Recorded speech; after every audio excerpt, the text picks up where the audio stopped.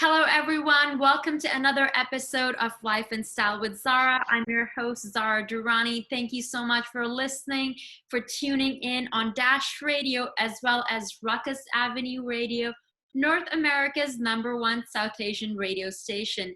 Joining me today is Vince Milardo, founder of Milardo Wellness Center. Vince was a guest on my television show, Life and Style with Zara, which was seen nationally across 4 networks in Canada. We've been friends ever since. Vince is also a mentor and a very dear friend of mine. Milardo Wellness Center is a professional hypnotherapy counseling, and they offer personal life coaching to individuals, to business owners from all walks of life. Vince has been coaching and counseling clients for over 30 years. I'm so happy to have you here. Finally, we have you on the show. Welcome, Vince. Thank you, Zara. Thank you for the wonderful intro. I appreciate that. Thank you so much. It's great to see you again. Thank you. It's great to have you here. We have a lot to talk about, and I thought you would make a great guest because after all of our conversations, I always leave feeling really, really inspired. And I think that is something that is really needed in the world today. More inspirational content, especially with what is going on at the moment. And I thought you would make the perfect guest for the show. We've been trying to get you on. Your schedule has been really busy. Today, I really wanted to talk about how we can move from fear to action, given the current atmosphere in the world right now. You know, a lot of countries, including Canada, are slowly starting to go back to the new normal. And I wanted to inspire our viewers with some tips from you, what they can do at home to help move their energy when they're feeling stuck or feeling uninspired. And I know you're the perfect person to talk about that right now. Sure. Okay, I'll get right into that. I can share a little bit about my own personal experience and how this whole, what we call the new normal, has been affecting everyone. And I think it's touching and affecting everyone. And I think for me, the first month was more like not knowing what was going on in terms of the schedule's been thrown off. And all of a sudden, the bombardment of all these pictures are showing so many people dying and so many people getting sick. And all of a sudden it was this almost like invisible enemy that you couldn't see, but you know it was all around. So the amount of fear and anxiety that suddenly was in one's sphere skyrocketed. So the anxiety level, the fear level, is at a very what I call stressful extreme level. Myself, what I found is that the bombardment of the news and the television and everybody talking about it, right? The first step is what I had to do and decide to do after the first month is to begin to shut off all of that bombardment, all that negativity, all that fear.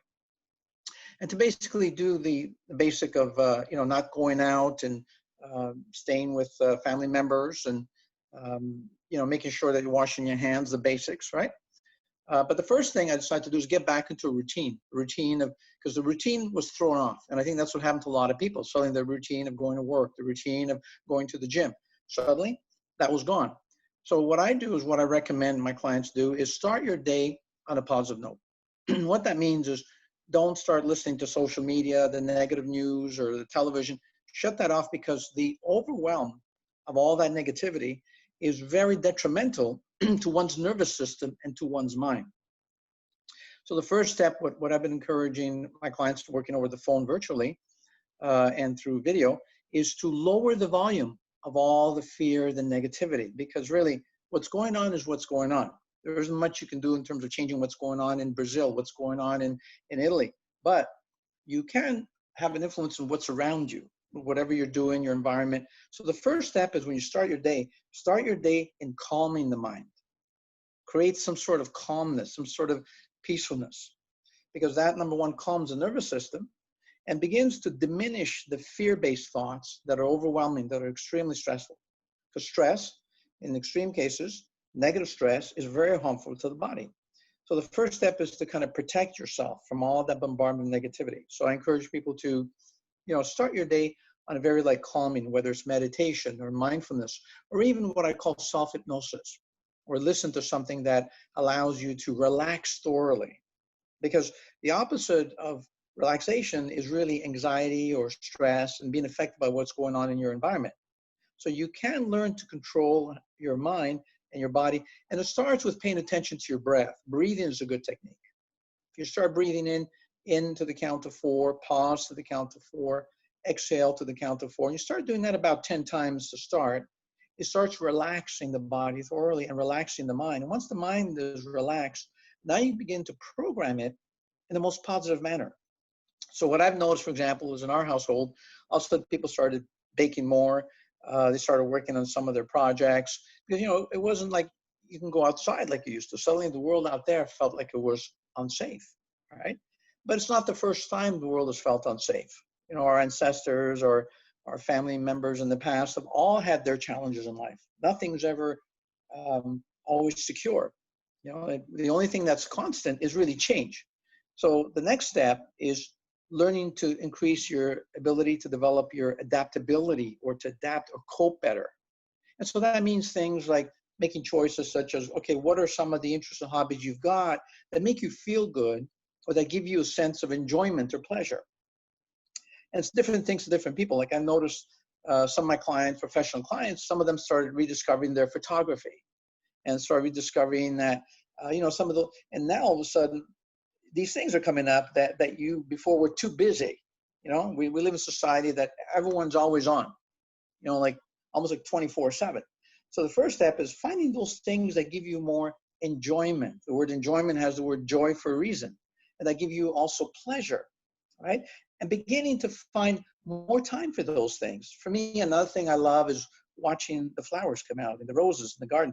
I'm always awed how every year they come up like scheduled. I didn't have to do anything to make that happen. So make sure you find something that creates a sense of awe through all this thing going on right now in the world, through all this negativity, through all this fear.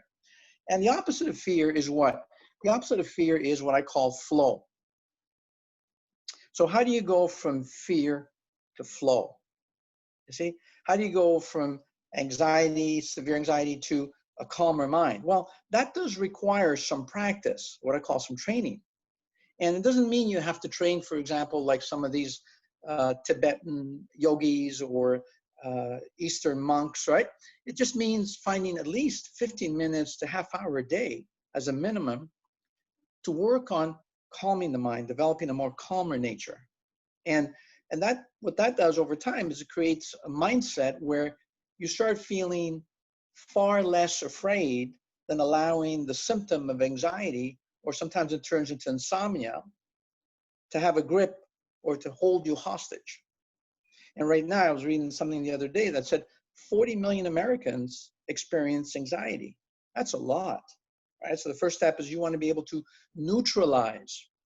And so it's normal, for example, a lot of my clients are freaked out about all of a sudden that there isn't a job that they can go to. All of a sudden they're being let go, right? And all of a sudden you can, left and right, you're reading retail is shutting down. This company that's been around for 100 years is shutting down. It's having an effect on everyone. But it's a reminder that in life, nothing is permanent. Change is the only thing that's permanent. Change is the only thing that is what? Constant. So the first step is set an intention to become a person that can adapt better. You see, that can cope better. So adapting and coping is a particular skill set or mindset. That can be learned. That's the good news. You see? And so for me, I always encourage people to work on themselves. It means, for example, setting aside a certain amount of time, and it could be, for example, everything from journal writing to practicing a little bit of meditation, mindfulness, right? And to also connect. It's very important to connect with people. People are connecting a little more virtually versus spending too much time by yourself. A certain amount of isolation is good. Too much isolation is unhealthy. So for me, I actually appreciate having to have this time to work on things like working on my book that I've wanted to write for the longest time. Now I have the time. There's no excuse. So two things we're given every single morning, all of us, is what? We're given time and energy. Mm. right? Whereas before, people might say, well, you know what, I'm exhausted. I've been working like a 8-hour, 10-hour day. But you know what? Now you have the time. How are you using this gift of time and energy, right? And now as time goes by, all of a sudden now everyone's slowly beginning to come back to work. Businesses are beginning to open, retail shops, right? But there's still that fear in there going like, what if, what if, what if, And right? sure, I feel like a lot of the conversations that I'm having with my neighbors is, just a friend down the street. Even during quarantine, first it was her financial fear, and then I'm hearing about how it's going to be when you're going back to work because you've gotten so used to being home. So it's constantly this stress of the future instead of being in the present. And what you're saying and suggesting, and we read in all these magazines about, is meditation. And something that you brought up that is really true is to look at, okay, what is bringing me anxiety or what is taking my stress levels up, and eliminating that. For me, it's been news. And of course also, like, I'm trying, it's a hard thing to practice, I won't lie, but keeping the phone on airplane mode, like keeping it on airplane mode, because I know my friends from all over the world, I'm getting news messages, what's happening in London, what's happening in Paris, Milan, in Vancouver, the film industry. It's like, okay, I will get to it when I'm ready to get to it. I don't need to wake up and have this bombardment of messages right away. However, I will say phone can be an addiction, because especially right now, it's one of the tools of connecting and communicating with people, Mm, especially during quarantine. And we've had to get used to this new normal. And everyone's been finding their own ways, their own coping mechanisms. And, I've been seeing a lot of people constantly running to the liquor store or using this substance or that substance I'm seeing on social media as a way of dealing with this reality. And perhaps it will bring a certain level of fix at the moment, but in the long term, there are consequences. You deal with a lot of clients. I was taking a look, we've talked about this before on your website, people dealing with addiction issues. Like, talk a little bit about that, because I'm seeing a lot of articles right now that, people using these other tools to deal with reality. Can you mhm. shed some light on that? Sure. Coming back to how do people cope when there's severe anxiety, stress, right? And so this whole scenario with the COVID-19, whatever's been going on with you before, on some level, it's going to almost like amplify that. You see, so if, for example, before you might have been drinking, maybe not so much, all of a sudden, because you're feeling stressed or anxious, you might notice you're drinking a lot more. Or suddenly, because you're not in your regular routine, you might notice because you're feeling uncomfortable with what you're hearing in the news, what's going on, the fear, all of a sudden, you might be eating a little more than you should or want to. So the first step is what I always encourage my clients to do is slow down a little bit and look at yourself and look at, okay, what is it that I'm feeling right now in this moment? See, so check in with yourself. And checking in means, how am I feeling right now physically? How am I feeling or thinking mentally, right? And look at what's going on inside your inner nature. And if, for example, you're beginning to notice that you're smoking more than you should, and you're maybe getting high more than you should, what it is it's your way of trying to cope, and it's your way of avoiding. You see, and rather than, for example, looking at, for example, you might be feeling even bored, right? Boredom's going to be a big one for a lot of people. They're going crazy, going like, I don't know what to do. Well, you know what to do because maybe you didn't have that much to do before. This is the time to find those new interests and feel like there's activities you can do that make you feel better, that shift your energy, right? So if you look at addiction, you mentioned the phone, which is a good one. Addiction can be everything from food to drugs to alcohol to social media, right? And so the first step is identify what are your triggers. So for example, if you're feeling the symptom of boredom, that can be a trigger. That's an indication that you're not setting goals that are beginning to motivate you or inspire you to move forward. You see? So if you're feeling bored, it means you're underwhelmed. You're not challenging yourself enough.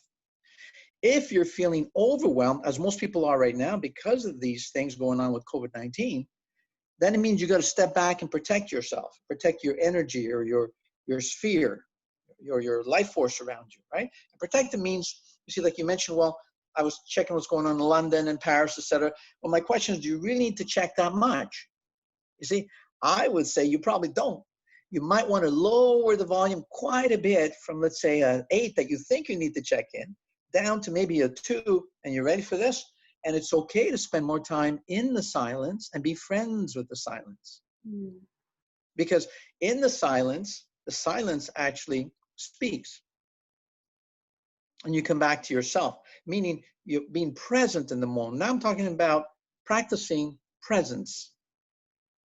And what you can do throughout the day is check in with yourself, ask yourself something like, am I present right now? How am I feeling? Physically, mentally, emotionally, spiritually. And yes, spiritually, you see? Once you start knowing that you have this essence inside, meaning your highest self, your best self, automatically, you're not going to want to drink that much, eat that much, you see? Now, I'm saying moderation. Yeah, go ahead. Go ahead. Netflix, it's like, Yeah, right. Yeah. There's only so much Netflix you can watch. yeah, Well, even during that time period, I watched, I think, some series called The Expanse about Earth going to Mars versus Mars. And of course, all this battle and everything. And you know what? It was kind of nice, but then that was it. I didn't want to watch like another 10 series. yeah, Because then it becomes like, never ending. And Netflix, I'm sure, is having a wonderful field day, right now. A lot of people watching it. So part of my philosophy is find your happy. See, when are you feeling happy? I'm not talking about pleasure. You see, when you're overeating or you're taking too many drugs, your senses are being given momentary pleasure, but it is not the higher level, what I call joy or happiness, which at the deepest level is your truest nature. Your truest nature is happiness, but it's a matter of spending enough time in the now to be able to have that connection with yourself. If you don't have or make time for that connection with yourself, it's very hard to be connected to others. And you see, and all of a sudden, the substitute of maybe the phone, the social media, the marijuana, the alcohol becomes a substitute for that one true desire, which is desire to connect with your highest self, your best self. And for each person, they got to find what that means for them because each person is unique. and sometimes there can be a fear of actually getting in touch with those feelings because you're actually afraid to see what is under the lid because you've spent so much time running away from the self that can be difficult. If you're just tuning in right now, we are speaking to Vince Milardo, founder and director of Milardo Wellness. He is a trained hypnotherapist, counselor, life coach for the last 30 years. He is also a dear friend of mine, as well as a mentor. You're listening to Life and Style with Zara on Ruckus Avenue, North America's #1 South Asian radio station, as well as Dash Radio. So we're talking to Vince about, dealing with all this anxiety that may be coming for a lot of us. All of us, doesn't matter what country we live in, where we're from, what our background was like, we're all dealing with, this new normal. Going from being quarantined, locked down. I know some friends who are in Philippines or Indonesia. There's martial law there. We're very grateful to be in Vancouver at the moment. Things are slowly starting to go back to normal. Beaches, parks have opened up, and industries haven't fully returned, including the entertainment industry. And on a daily basis, there's new regulations, news coming out, and there's a lot of uncertainty in the air, which causes anxiety. So I thought Vince would make a great guest to bring on the show and talk about how we can deal with our stress levels, what things we can implement into our lives. And Vince has been talking about using meditation as well as journaling and finding something to be passionate about, maybe a hobby. Like, talk to us about that process. You were mentioning earlier, Vince, you've been suggesting to your clients to finding hobbies and journaling. are there specific exercises you give to them? Like, what can you suggest to our listeners right now? Yes, what I do is I customize the suggestions for each client because each client is unique. And so, for example, some clients might enjoy more physical activity, but it's been challenging because people have been at home. But there's always a possibility of watching an exercise, a yoga class. So you have a substitute for the routine that's no longer there. For me, for example, I love doing Tai Chi. I've been doing it for probably 40 years or so. And it's quite challenging because it's finding something in your life where you do it the rest of your life is really something very important. For me, I started doing these mind-body disciplines, I think it was after the age of 19, and I've made them a lifelong practice with me. So it's a way of life, right? Now, everybody's got certain hobbies and interests that give them enjoyment. For example, some clients started reading more. So some of them are reading like a book a week. Others are watching some YouTubes that are relevant YouTubes, not distracting YouTubes, right? Others I noticed were getting distracted maybe in these conspiracy videos, right? So we won't even go there. So the first step is look at, what is it that gives you enjoyment? And everybody has something. I know, for example, my partner all of a sudden is making these wonderful baking, like some wonderful like desserts, and I'm the one that appreciates receiving that. But also we can do things like you can go for walks in nature, as long as you're doing the 6 feet, 7 feet away, right? And avoiding crowds. Sometimes people are not following those rules. So spend time in nature is very important. If you have a yard, or you're able to even go down the block, or maybe where there's some water, mountains, nature, but not crowded, right? So you have that space. That is very healing. Healing is a great way. Nature is a great way to connect and heal. The other thing too is to reach out. A lot of people might be feeling uncomfortable in terms of they're spending too much time by themselves, but make a list of maybe 5, 6 people you haven't talked to for a while. It could be family members or some friends you haven't connected, and reach out and connect with them and just share. That's very important. As human beings, we do need to connect, right? In terms of hobbies or interests, everybody has some unique ones. Somebody I was talking to or listened to the other day, they were rediscovering their love of photography. To the point now they want to spend more time with it because they forgot they love. Other people are playing music. One of my sons, I noticed all of a sudden he's playing his piano more and connecting more with his musician friends, and all of a sudden there's more music in the household, right? Another son of mine is connecting with his children because he's at home. All of a sudden, I now have 2 wonderful grandchildren, and he's having like a wonderful time, really having quality time with his children. Now, of course, the not so good part of this part, some people are starting to fight more, like couples. You see, if before it was harmonious, it might be challenging now to spend that much time together. So you have to really be careful and find that balance. You see. So take time to look at, everybody's got some interests or some hobbies that they might have forgotten about. And if you haven't had enough, well, now's a good time to also develop them. It's never too late, right? For me, myself, I enjoyed going biking. I went biking with one of my sons and went biking really, really further than we've gone in a long time. And I enjoyed that. So there's always something that you can find. There's no excuse to not find something that gives you a sense of enjoyment or pleasure, and so that's my suggestion around that part. That's a great one. And, over the years here and there, I've followed Artist Way and Julia Cameron. She talks a lot about, and of course, right now with quarantine, like museums and places like that are closed. But I know even for myself, I've talked about this on other episodes of the podcast, is that there have been times that I would go for a few days without leaving my apartment or even leaving my floor, just because just the anxiety, it can be a very subconscious thing. And I decided I need to really actively look at getting a bike. And sometimes I don't even want to be walking. I just want to listen to a podcast or an audiobook. And as I'm going on a bike ride, or I could do a Zoom call with a friend in London or Paris or anywhere in the world or Los Angeles, and I can have these conversations and be on my bike and be physically distant as I'm doing that, because there's something about moving your body, and it doesn't need to be this strenuous, high intensity workout, that just moving the body helps shift the energy, and like having that change of scenery, getting some fresh air. Like you and I have done calls when I was, by Lost Lagoon and watching the birds and the lake, and it's just really beautiful. But it needs to be an active thing. And something else you mentioned about the importance of having a list of people.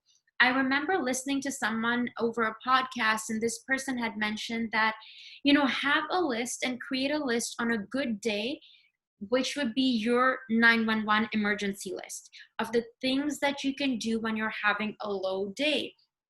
So that could be something as simple as baking, or I find it, like a lot of people, we all went through this trend of like baking and cookies and, all of that. And just the simple act of doing something, cutting onions, chopping up vegetables or baking, it just takes your mind off and switches the mind from the current reality.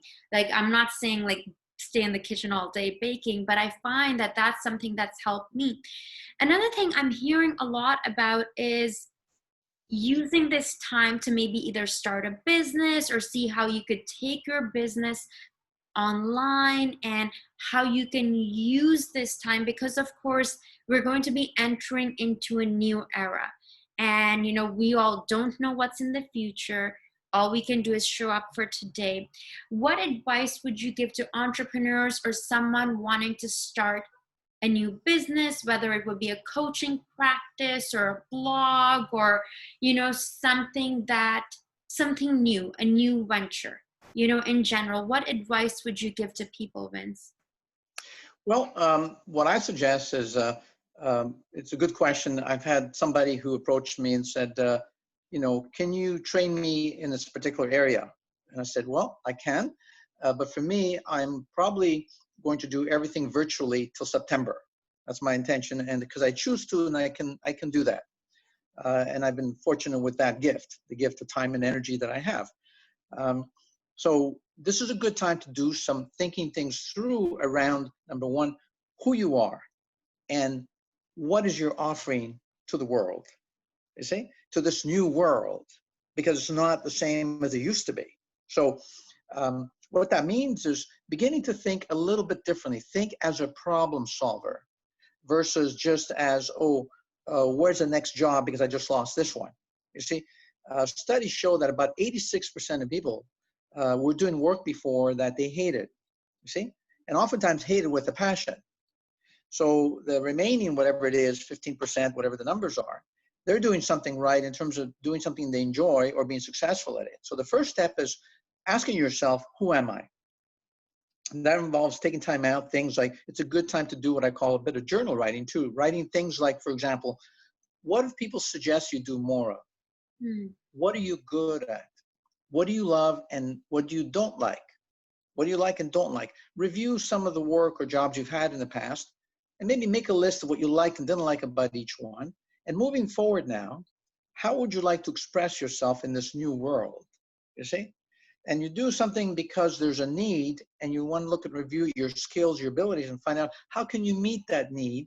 And you do want to pay attention a little bit to, what is going out of business and what is beginning to come up. You see, so things like, when the toilet paper thing, everybody was buying toilet paper. One of the local toilet paper companies here in BC was having a field day because all of a sudden everybody, through their panic and fear, was chasing toilet paper. So that wore off and realized, okay, now we're okay, let's move on with the next thing.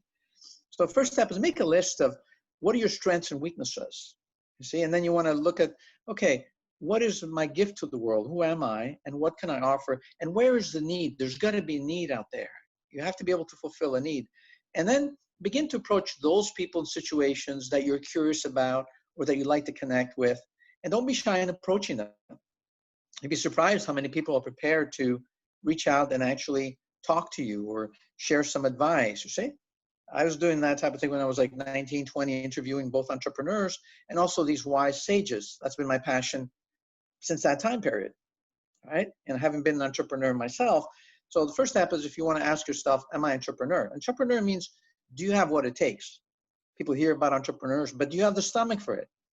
It involves sometimes taking a risk or suddenly experiencing loss or experiencing financial stress. Are you prepared to pay the price of admission? All right. So you want to look at what's out there that you can make a difference in versus what's out there that I can make quick money in within a week or two. There's no such thing. The internet is filled with these people offering these courses for $1,500 only and find your passion, make a profit. You know what? It's not that simple. That's how they're making their profit, you see? So the first step is also find a good teacher, or mentor, or coach who can guide you, who can encourage you, who can call you when you're not online doing what you want to do, who can challenge you. You see, everybody needs that to a certain degree. I feel Every great person, great athlete has had always a coach mentoring them, right? To be better. accountability is so important, whether having a mastermind group or, and it also has to be people who are rooting for you. I think that's really important. It may not be your family, it may be your family, may not be your partner, maybe your partner, but I think it's really important to have someone who's helping push you and take you to the next level. And you've been one of those people for me, and I really appreciate like our connection, our friendship. And whether I was living in Paris or traveling to Lebanon, Uzbekistan, or Cannes for the film festival, and I'm really grateful for the connection we have. And you're always pushing me to take more chances. I want to talk a little bit about passion. I think one of the things you always say to me is like, look at the things that people are complimenting you on, something that you're passionate about, and also other people acknowledging that maybe your passion is to be a baker, or maybe your passion is to be a yoga teacher, or maybe, it's like, are you doing the safe thing, or are you actually living your passion, living the desire and taking chances? And when we do go into that passion, doors are going to close. You're going to be taking that risk. So talk to me a little bit about this, because I know you and I have had a lot of conversations about this, but I want our viewers to hear what you have to say. Sure. So you mentioned taking a risk, right? This life is a short life. If you're not going to take a chance on yourself, right, then who is? So the first step, it starts with your self-image, your self-esteem, right? Everybody has certain things in their self-esteem where they don't feel so good about, but everybody also has strengths. So one of my things is I encourage my clients to identify, again, what are your strengths? I don't use the word weaknesses, areas for improvement. Then if you say you want something, you got to be clear, what is it that you want? If you don't know what you want, then no one can really guide you that much. So you got to sit down and do a little bit of introspection, asking yourself, what do I want? And when you say you want something, do you really say you want it like intensely? Or is it kind of on and off, like most people, right? Oh, I wanted that, but not that badly. Or I want to go to the gym, but I don't feel like it today. Okay, what makes a champion is a person trains and practices even when no one's around, right? So the first question is, if you want something, decide what are your values you want to live by? What are your ideals? Map out what's your ideal life. You see, right now it's temporarily frozen because of what's going on, but it'll continue again because life always continues. This is temporary. Everything is temporary, all right? And the key is for you to become a better manager of your thoughts and of your mind. You see, if you have 50, 60,000 thoughts a day, you better learn how to manage them a lot better, or get them to a place of calmness, and then beginning to direct them where you want to go. Because oftentimes the majority of thoughts are very negative thoughts, very fear-based thoughts, or Eckhart Tolle describes his journey as very toxic thoughts. They're making him feel temporarily depressed, you see, until finally he snapped out of it, and he claims he lives a lot in the now, most of the time, right? So coming back, write down in paper, in writing, what is it that you want in different categories of your life? How do you want to be? What's your ideal? Physically, mentally, emotionally, spiritually, financially, relationally, right? And start with mapping out, almost like too good to be true, what would it be? And then begin to break that down into like, what are the values that I want to express in my life, that I want to move forward, both personal and related to your work, because sometimes they're a bit related, but also a little different. So you determine that, and then you start with what you have. Everyone's got to be of service to others. So no matter what people call it, we call this job, this description, we're here to serve each other, to be of service. See, and whatever you're going to do, make sure you do it with some passion and with some love in your heart. Otherwise, what are you doing it for? Are you doing it just to pay the bills? It's not going to cut it. If you just pay the bills, then there's always going to be this feeling of like emptiness or something's missing, or like, what is, I'm just living to pay the bills and going from, week to week? That's crazy. So take a chance and figure out what's your passion.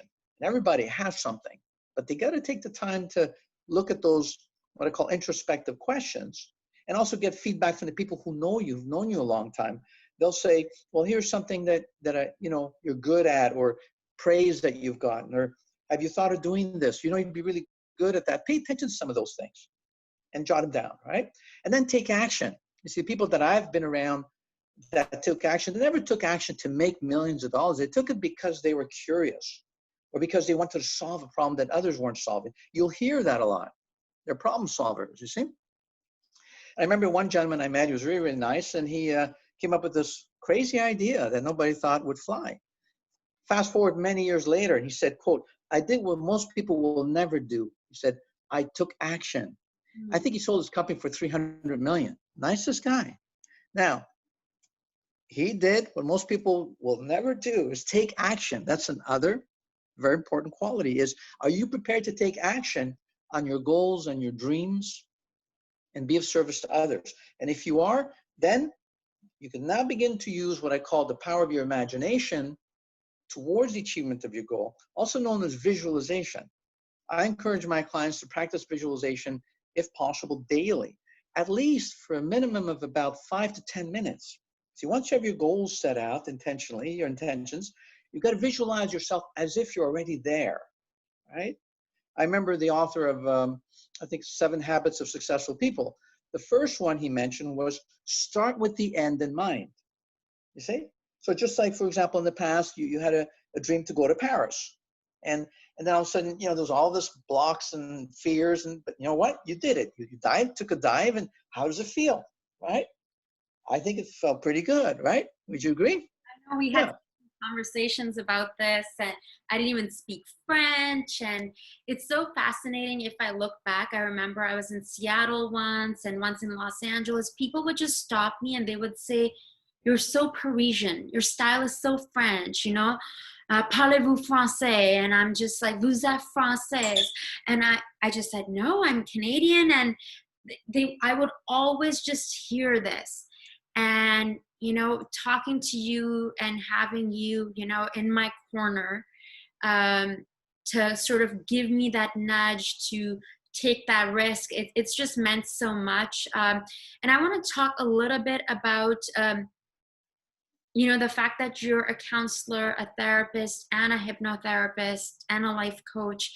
And we've talked a lot about visualization, the power of the subconscious mind. Like some of the greatest books or writers or coaches, whether they're on stage or someone's written a book, they always talk about the power of visualization. And I just want to say something, in regards to that, in the back over there, because I love the south of France so much, I've put a picture in the back, which is in like all my podcasts, and of course it's in my home, of the south of France and of Nice especially, because I really want to own an apartment walking distance to the beach. And voila, I get from the universe this picture that I found, and it's a life-size one. Every day I wake up, I look at it, and a lot of the things before I moved to Europe, and thankfully inspired by you, I decided to make a vision board and place them, and looking at this every day, first thing in the morning, last thing at night. And it just went into my subconscious. Like, how powerful do you think that is? And why is it so important to be so clear about what we want in life? And the power of our subconscious mind. Like, for our viewers who haven't heard of this much, like, if you could make it very simple and basic, that would be great. Sure. So the subconscious is actually one of my passions, one of my deep passions. Probably since the age of 19, I would read every single thing I can on this amazing power that we all have. we're all born with the ability to transform our dreams into reality. And the ability to do so lies deep within the subconscious mind that we all have. And the subconscious mind, I like to refer to it as your deeper mind. You have the conscious mind, which maybe is about 5 or 10%. Then you have the subconscious, which is at 90%. So the subconscious is a power and it's a tool. And how you access it, number one, is you reach a state of what I call relaxation of the body and mind, all right? When it's relaxed enough, then you begin to talk to it. So it's you talking to you. So one thing is to learn how to deprogram the negative belief systems that we're all carrying around. And oftentimes, they've been ingrained in us or taught to us incorrectly from childhood. They say the first 7 or 8 years of a child, they're already programmed by their environment. But it means later on one can learn to undo that programming, you see? So subconscious, and hypnotherapy as a tool, visualization as a tool, is the art of learning how to program or talk to that part. Imagine it's like the operating system of your computer, right? The computer by itself or the laptop by itself doesn't do very much, but once it has a program, you tell it to do this and it'll do that. So your subconscious, how you program it through the art of suggestion. And oftentimes it can be self-suggestion or someone else guiding you. And when you reach the deeper levels of mind, your subconscious becomes more impressionable. It's sort of like a garden. You plant a particular kind of seed. If you plant seed for roses, you're going to get roses. If you plant seeds for poison ivy, you're going to get poison ivy. You see, so your subconscious mind doesn't care. It's this vast powerhouse, but it wants to know, where do you want to go? What do you want to experience? Now, because they say that your subconscious can't tell the difference in reality and imagination, right? You can program it ahead of time to feel a certain way. You see, so when you mention about your vision board, when you enter the deeper levels of mind, you can tell your subconscious mind that you want to have this or be there, and it begins to take it on through repetition over time. It's going to figure out a way to make it happen. If you look, yeah, go ahead. Fascinating on my vision board, which I was like, okay, this is just fun. I just put some pictures but however, I painted on it first and I was like painting. You gave me some canvases too. And I painted the universe and which was just for fun. And then I decided to put these photos and affirmation and words and feelings on there. And there was one of a girl, walking in front of a chateau with a guy holding hands, and, romance and all of that was part of it. And literally 2 months of me being in Paris, that was my reality. And I was just so blown away. And, I went to all these different chateaus in the Loire Valley with the person that I was dating at the time. And I will just never forget that was part of my vision. Like, this does come true. But I think another thing that comes up is worthiness, knowing and believing. Like, you can say affirmations forever, but you have to believe that this is possible for you. This can be a reality for you. Can you talk a little bit about that? Sure. You mentioned on the subject of deservability. That's a huge one. And it's a very huge one around improving or upgrading or uplifting your sense of self-image or self-esteem, all right? And so a lot of times we've been given messages throughout our life, negative messages, such as, you'll never make it, you're not worth it, what makes you think you deserve this, right? So the first step is identifying each one individually, the limiting belief system, those negative limiting belief systems that have been thrown at us by our environment, through other people, sometimes even family members, right? So identify them as a first step, and then begin to change them into how you want to be. So for example, you mentioned the deservability, which might be very, very deep for you, increasing the deserving and being worthy, right? And that means everything from your prosperity, your abundance, if you want to see more money in the bank account, because your subconscious mind, keep in mind, it doesn't care, it just wants to know what is it, the images, the pictures, right? But then, of course, you got to also take some action. So there isn't just like, many years back, there was a secret. People thought they just sit on their couch and things would come to them. No, no. This is having a practical plan of action and then shutting off and letting your deeper subconscious mind guide you through your intuition, ways that's going to make that happen. And the subconscious is so powerful, it will figure out a way to make it happen for you, not just from expected means, but also unexpected means. Mm-hmm. Almost like all of a sudden, the expression out of the blue, this opportunity presented itself. You see? So, yeah. So basically, coming back to your subconscious, I highly encourage people to get to know their subconscious mind, their deeper mind.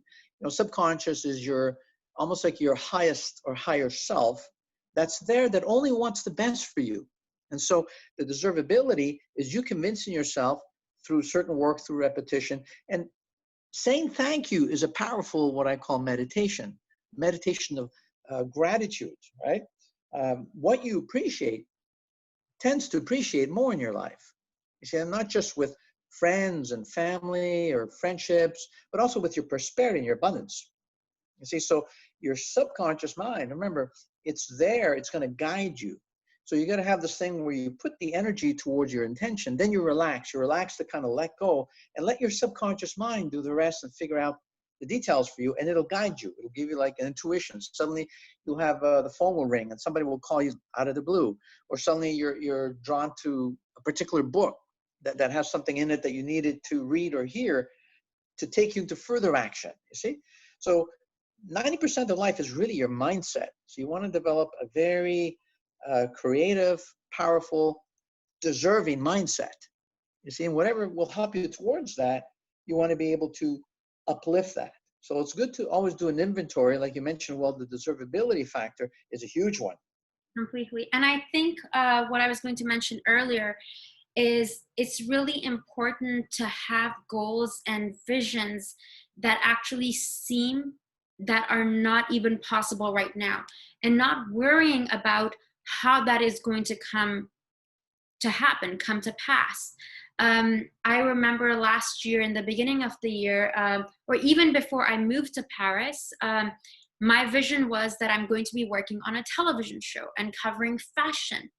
And not only did I work on a show literally as soon as I landed, within 2 weeks, I had a camera team.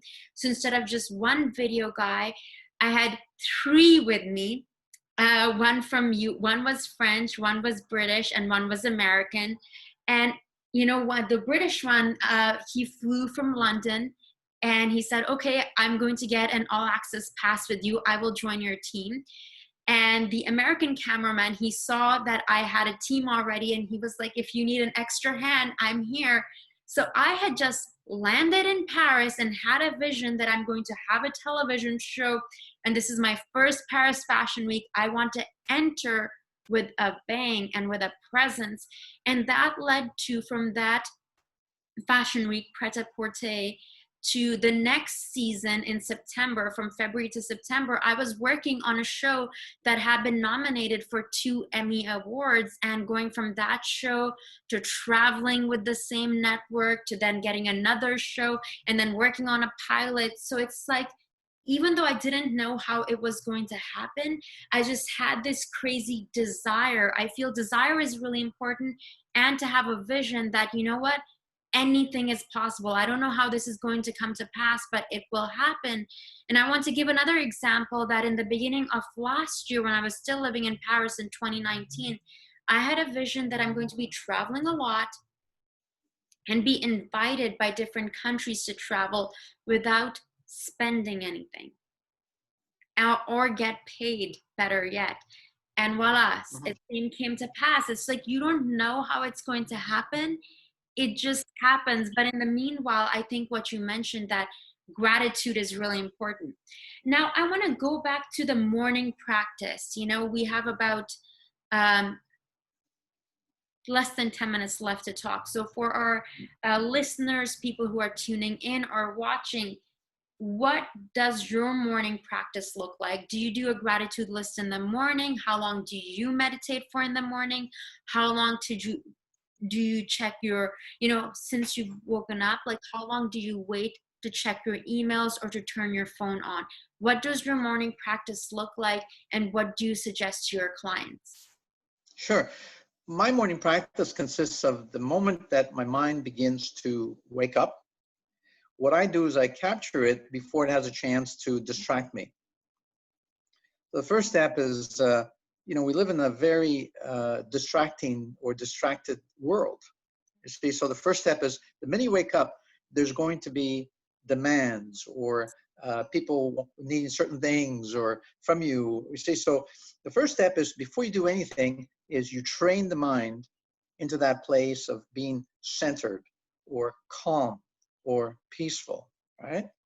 And so the minute I wake up, I start that process immediately because I've been doing it for a long time. It can take the shape of, for example, one Question, Vince. Do you do, because of course you're a trained meditator, this is what you do, this is what you teach other people. Do you tell people to listen to a guided meditation, or someone who's a beginner, maybe they have a hard time just meditating by themselves? Like, Yeah. what do you suggest? Sure. What I normally do is, because of my hypnotherapy work, I'll usually put something together for my clients that they want to focus on a particular theme. So whether their theme is releasing the symptom of anxiety, whether it's changing a habit, whether it's overcoming let's say they're working on overcoming the fear of public speaking. So I create very specific themes for them. And what I encourage them to do is to spend about at least 15 to 30 minutes practicing or going into the altered state. The altered state. And in the altered state, that's where you can create change, right? I myself like practicing, for example, one day, just silence and going into meditation and just calming the brain, the mind, the nervous system, and watching the thoughts, mindfulness. The next day, I like to do self-hypnosis, where I program a particular goal, visualization, right? In the evening, I'd like to end by saying thank you, ending the day on a positive note, or focusing 2-3 things I'm appreciative of. Because I know that when I'm going to sleep, I'm not going to sleep, I'm accessing my subconscious again. So I know there's a processing that goes on when we go to sleep. See, sleep is very powerful. So you want to go sleep peacefully. You don't want to have watched all the news and all the riots going on. You go to sleep with that, it's going to have an effect. So my philosophy is be very careful what you surround yourself with, what you listen to. Everything you see, eat, inhale, surround yourself with has a direct effect upon your being. So you got to be a better manager of what's affecting you, both from the outside, the environment, and what's affecting from inside your own environment. So the beginning of the day is a very important time to start that, what I call the workout, the inner workout. And everybody can find 15 minutes to 30 minutes at least, you see? And then going to sleep at night, a few minutes as you're drifting off into that deep restorative sleep. Because if you're not doing that, then what happens is you might be getting symptom of insomnia because your mind's overthinking, you see? The mind overthinks and gets overwhelmed.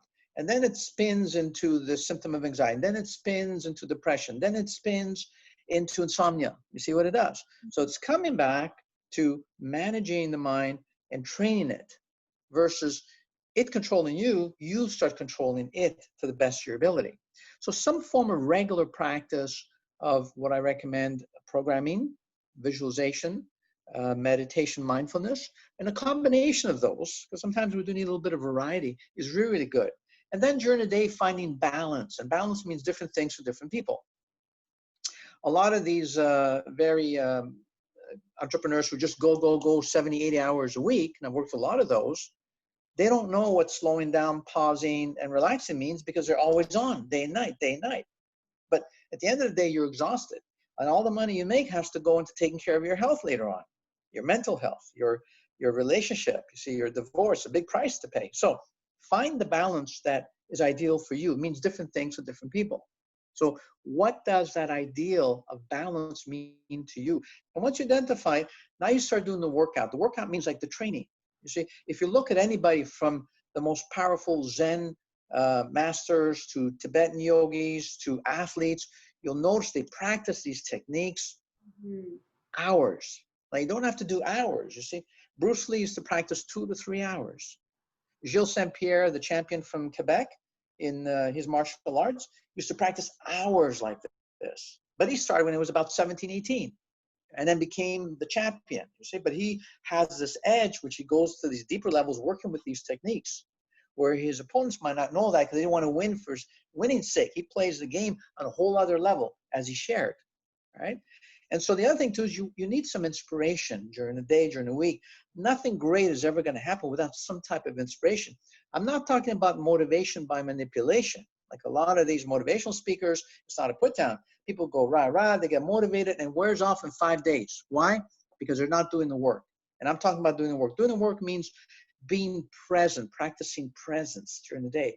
It means calming the mind. It means taking care of your body, feeding it good food, exercising, some form of stretching the body because it needs that. So maintaining your optimal health is paramount to your feeling happy, to feeling more successful, and to feeling a more fulfilled life. And that's taking care from the inside out. And, we were talking about earlier, over the years, I've been self-employed for so many years, but back in the day, I've had, 9-to-5 jobs, or like where you're working 35, 40 hours a week and just feeling like a zombie at the end, or so disconnected from my passion and desire. And I think that is so important for us to, right now I'm trying to create a habit where I'm not just going for coffee first thing in the morning, because naturally in the morning, I should have that energy after 7.5 or 8 hours of sleep, that I don't need that extra boost of coffee or caffeine to give me that inspiration. One of the things we talk a lot about is being consistent in these practices. Of course, we're all human. We fall off the bandwagon, and not to be, no one. I don't believe in being super regimented. However, if we have a focus, or if we want to make something happen, like for me to move to Paris, there was a deadline, because there was a deadline by the time I could apply for, because there was an age deadline. So I had to be focused that either I'm going to do this now or never. This had to happen in a specific time frame for me to gain that. Now, having a taste of it, I want more, because I was very nervous. Can I even last for a year there? Then I was there for 2 years without even speaking French and doing my business. And part of it needed for me to be consistent when it came to marketing myself, going out and networking and meeting people and saying, this is what I do, whether working as a TV host or a media consultant. How important is it to be consistent? Very important. I think, as human beings, having healthy, consistent habits is fundamental to creating what I call a disciplined mind. If you create and cultivate a disciplined mind, I can guarantee and assure you, you're going to feel a lot happier, right? But it's going to require 2 things: commitment and perseverance on your part. You see, so when somebody says, oh, this is my dream or this is my goal, one of the questions I like to ask them, well, how bad do you want it? How strong is that desire, right? Is it on a scale of 1 to 10? Give me a level. Is it a 3? Is it a 10 out of 10? If it's nearing an 8, a 9, and 10, and you really want it that badly, so the next thing is, are you prepared to pay the price? Meaning, are you prepared to give yourself a middle name called whatever it takes? And that means, yeah, go ahead. Yeah. Yeah, and that means, are you prepared to pay the price of admission? Are you prepared to stop giving excuses to yourself? Are you prepared to stop putting yourself down or allowing other people to stop you? Are you prepared to overcome the fear of failure, the fear of success, or the fear of what other people think of you? These are the 3 what I call biggies. So it requires workout, see? And as you begin to work on those fears, when fear knocks on your door and you answer it, it's no longer there. As you continue the commitment, the perseverance to your goals and to your dreams, you see? And are you prepared to rise? See, someone said the definition of fear is forget everything and run. Or another one is face everything and rise. A quote that I love that is a powerful one is a Japanese proverb. It says, fall down 7 times, get up 8. If you begin to see failure not as failure, but as a learning, then failure doesn't hurt so much after a while. But you got to be prepared to pay the price. If you look at the author, I think, of Harry Potter, she said she failed so many times, so many publishers weren't interested in her book, but she pursued her dream. She put in the time, 3 hours. I know it's about 2 to 4 or 5 hours that people put in on their dream. They're paying the price, regardless if it's going to come or not. They're doing that passion. Jules Verne, who wrote 20,000 Leagues Under the Sea, a lot of people don't know. He was working as a stockbroker back in whatever, 18 something. He hated it with a passion, but he would get up 5 hours before and start writing. He'd write 5 hours a day, you see? That was his real passion. He didn't want to be a stockbroker. We need to do. We both have books to write. I mean, I've written one as a ghostwriter, but we both need to commit to do our books. I'm telling you, mine will be written before the next 2 years, hopefully sooner. But that's all the time we have today. I wish I could have you for longer. It was great talking to Vince Milardo, founder of Milardo Wellness Center. Vince is a dear friend, and he's also a hypnotherapist, counselor, and life coach to many business owners, couples, and organizations. He's been featured on radio and television, and he is a public speaker himself. Thank you so much for a great and inspirational talk, Vince. You can check out his website, milardowellness.com. Is that correct? Milardo. Yes. And Vince is on Facebook and Instagram. You can find him on Facebook, Instagram, and Twitter. Just look up Milardo Wellness. You should be able to find him. Until next time, I'm Zara Durrani. Thank you so much for tuning into Life and Style with Zara on Dash Radio and Ruckus Avenue Radio, North America's #1 South Asian radio station.